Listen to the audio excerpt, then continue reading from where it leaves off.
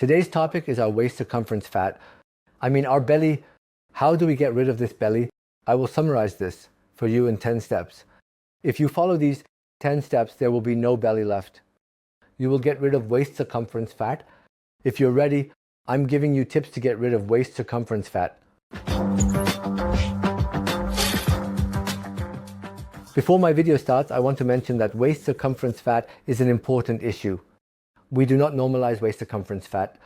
Look, there is fat tissue all over our body, but waist fat is harmful to us because it prepares the ground for fatty liver, inflammation in the blood vessels, hardening of the vessel walls, and many diseases. That's why we want to get rid of our waist fat, which we traditionally refer to as the balcony. The video is going to be a bit long. That's why I decided to split it into 2 videos. In this video, I will explain the first 5 steps. In our next video, I will explain the other 5 steps. Please watch both of our videos and get rid of waist circumference fat. The first step to getting rid of belly fat is a low carbohydrate diet. Our waist is getting fat because insulin levels are high. Because insulin is high, resistance develops in the tissues and the body starts to produce fat. So we can gradually get rid of waist fat with every mechanism that lowers insulin. The most effective step to lower insulin is a low carbohydrate diet. If carbohydrates are high, our blood sugar rises. Insulin rises and after a while resistance develops. So, if we want to get rid of belly fat, we will especially eliminate simple carbohydrates from our lives. We won't be consuming sugar at all, but our carbohydrate intake will be minimal. This also includes things like bread, rice, and pasta. Pastries, snacks, all of these are simple carbohydrates. We keep these to a minimum. We are also reducing the total carbohydrate load from grains. We also don't consume too many grains. We consume vinegar with our meals. We prevent our blood sugar from rising. We consume more salad. We are eliminating sugar from our lives. We are eliminating alcohol. Alcohol is a toxic and liquid form of sugar. Bread and other things similar to bread. For example, buckwheat bread.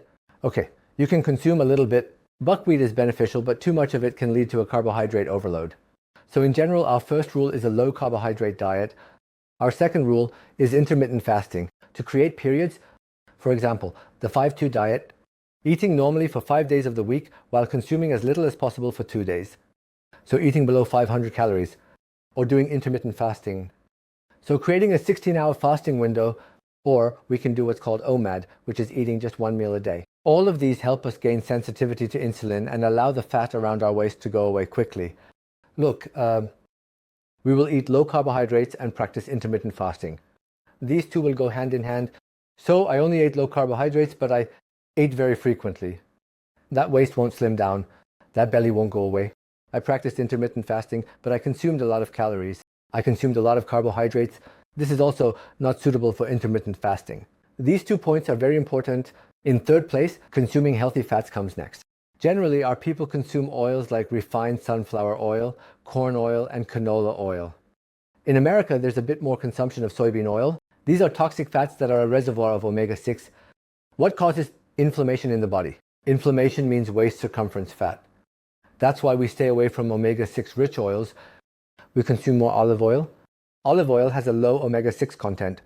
We're changing our kitchen. We're changing the oils we use for cooking. For example, even butter is better than refined vegetable oils.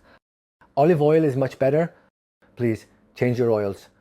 The fat around your waist will go away. In fourth place, we have long walks. Walking, especially long walks, helps you gain sensitivity to insulin. If you don't have an exercise program or if you're having trouble exercising, please take long walks. Every step you take for an hour or an hour and a half will burn fat. Do long walks not just to burn calories, but also to gain sensitivity to insulin. Long walks are beneficial for you both mentally and as an anti-inflammatory activity. Long walks combined with good nutrition will gradually take away the fat around your waist. It will be beneficial for you. Long walks plus good nutrition will gradually take away the fat around your waist. In fifth place, we have sleep and stress.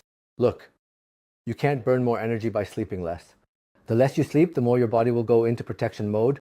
Sleeping less can sometimes lead to a decrease in metabolism and cause the things we eat to quickly turn into fat.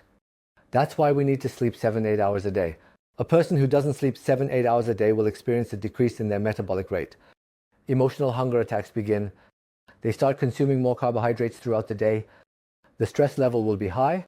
Stress needs to be managed. If stress management isn't good, the body will turn to the nearest treats as a reward in that moment. They will turn to sweets and sugar.